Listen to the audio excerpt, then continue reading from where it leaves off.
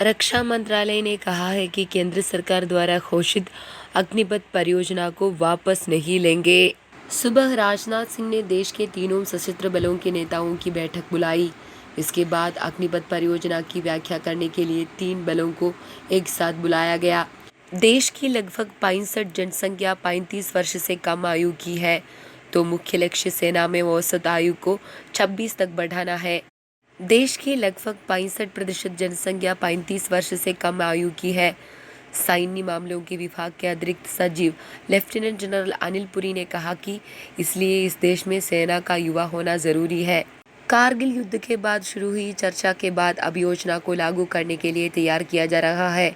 General Bipin Rawat के नेतृत्व में 2 साल की चर्चा के बाद योजना तैयार की गई, जिन्होंने संयुक्त चीफ ऑफ स्टाफ के रूप में पदभार संभाला।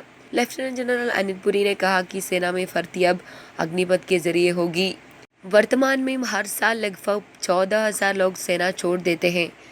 उसमें कई अपनी सेवा पूरी करने से पहले सेवानिवृत्त हो जाते हैं। इसकी औसत उम्र 35 साल है। अनिल पुरी का कहना है कि इस वजह से नौकरियां जाने की दलील का कोई मतलब नहीं है।